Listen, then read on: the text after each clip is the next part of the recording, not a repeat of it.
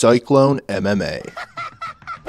What's going on, everybody? My name is Mason from Cyclone MMA, and I recently asked you what you wanted to see. I put out a poll on YouTube in the community tab, and you guys overwhelmingly wanted to see another tier ranking list video. So I got a bunch of fighters here. They all resemble a different UFC division, and we're going to rank them from Arnhem Lobov to CM Punk Bad. Let's get into it. All right, first we got middleweight. This division's pretty stacked. It's not as stacked as some of the divisions in the UFC, but you got Izzy as the champion, who's one of the best champions, in the UFC right now. I'm going to go ahead and put the middleweights in really good. You got Robert Whittaker, who's on a winning streak again. You have Jack Hermanson, who fights this weekend. He's looking really good. It's just a solid division. It'll be interesting to see how this division, evolves in 2021 with Izzy maybe, changing weight classes and looking to get different, gold belts. Next, we got the flyweights with we got Davison Figueiredo right here as the champion. This division has come a long ways. At the end of 2019, if you were going to ask me like where this would be, it would be right at CM Punk Bad. But the flyweights are looking good. Davison Figueiredo is putting on exciting fights. I'm going to put them at fair. A lot of people are really, really excited about this flyweight division, myself included. I'm not buying into the hype too quickly, though. They have to earn their spot if they want to get really good, or even Arnhem Lobov good. So they're going to be at fair right now, and I'm going to go ahead and stick, the strawweight division there too. Weili Zhang is a fun champion. I really enjoy her. She put on an absolute barn burner of a fight against Joanna. And you also got like Amanda Hebos in that division. You have Rose Namajunas. You have a lot of really likable fan favorite fighters. So I'm gonna put them there. I think Weili Zhang can prove to be a really, really good champion and really, really good fighter. It'll be interesting to see if she ever does anything with like Valentina Shevchenko in the future.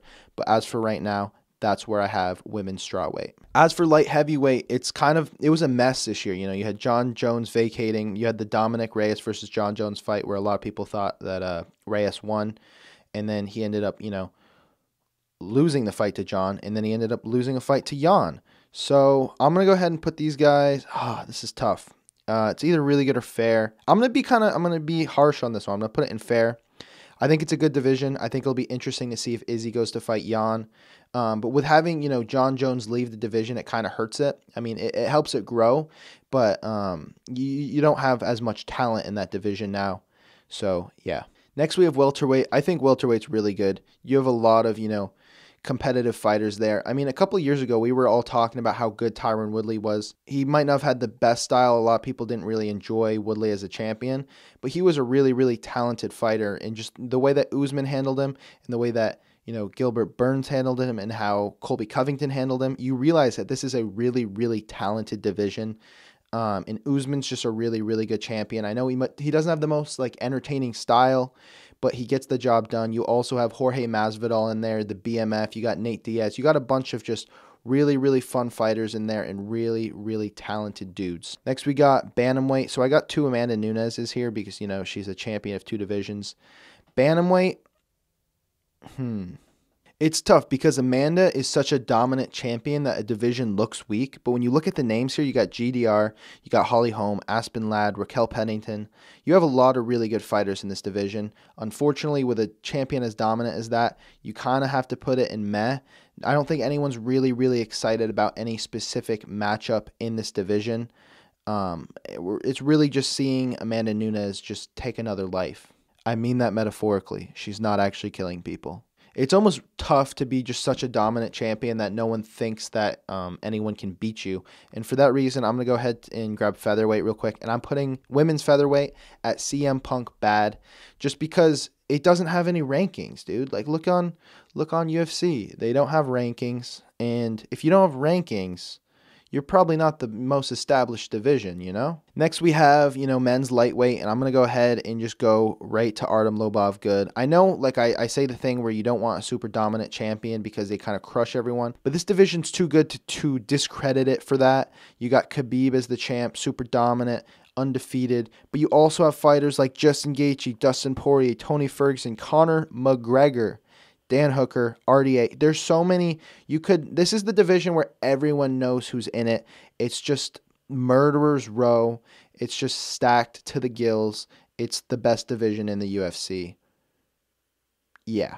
I got to say, the bantamweight division for the men's is looking real good right now. In fact, I'll put it in really good. Because you got Petr Yan, who kind of had an easy way to get to the title. He went through Faber and then Aldo, kind of beat up on some older guys to get there, but he's still really, really talented, really, really good. You got Aljamain Sterling, who's going to fight him eventually whenever that gets announced. I don't know if it has been announced. But you also have guys like Corey Sandhagen, who are coming off of a win streak. Garbrandt's coming off of a win. Frankie Edgar's in the division now. You got Pedro Munoz, who put on a really, really good fight with Frankie Edgar. It's starting to establish itself as a really good division. I'm excited to see what happens in the bantamweight division in the year 2021. I didn't think I'd be saying this, but I'm putting heavyweight at Arnhem Lobov good. Can I do that? Because welterweights are really good, and I'm gonna do it. You know what? No, I'm not. I'm putting it at really good. I think the heavyweight division has grown a lot, especially with the addition of John Jones. You know, he's gonna fight in the heavyweight division. There's talks of Anthony Rumble Johnson coming back and possibly fighting at heavyweight. You got Stipe as the best heavyweight of all time. And you also have, Francis going to fight him. You have Curtis Blades getting a bunch of work done. It's just a really solid division at this point, and I'm excited to see, who comes out on top with all these top contenders. I'm literally editing the video right now, and I realized that I called this next division a bantamweight division when really it's the flyweight division. So forgive me. I failed you. Also, leave a like. This is your reminder. I'm reminding you to leave a like right now. Next, we have women's bantamweight, and I'm going to go ahead. They're right between the fair and really good. I'll put them at like the top of fair. Women's bantamweight's actually pretty stacked. You have, Valentina Shevchenko is the champion. She's amazing. And you have Jessica Andrade, who's going to be probably the most difficult fight for Valentina Shevchenko, with an exception of Amanda Nunes. But I didn't realize how good this division was until recently. I mean, Jennifer Maia won a round against Shevchenko. She fought a really good fight against her. You have Lauren Murphy getting wins, and you also have people like Macy Barber, who's going to have a really bright future in this division. It's a pretty solid division. I would consider it the best of the female divisions, in my honest opinion. And finally, we have the men's featherweight division. I'm putting them at Arnhem Lobov good. This division's super stacked, and I'm really looking forward to seeing who's the champion in the next year or so.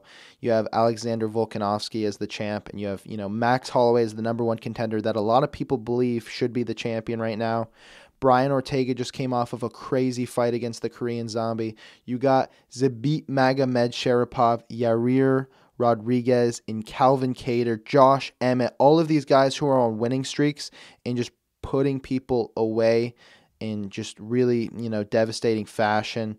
A lot of knockout artists, a lot of really, really good strikers. When you think about it, this is the striking division. Not a lot of wrestlers. In fact, I can't really even see anyone other than Bryce Mitchell and Ryan Hall who prefer their ground game rather than their stand-up.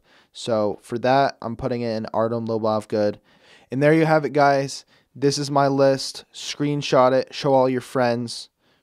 Send this video out to your grandma. She'll love to see it. But those, I'll leave a link down below in the description if you guys want to go ahead and do your own tier listing. You can tag me on Instagram or something if you want to share it with me and show me how wrong I am and how right you are, you loser. I'm kidding. Calm down. But yeah, that's my list. If you enjoyed the video, be sure to leave a like below, and I will see you all next time. My balls was hot. Derek Lewis became an overnight sensation.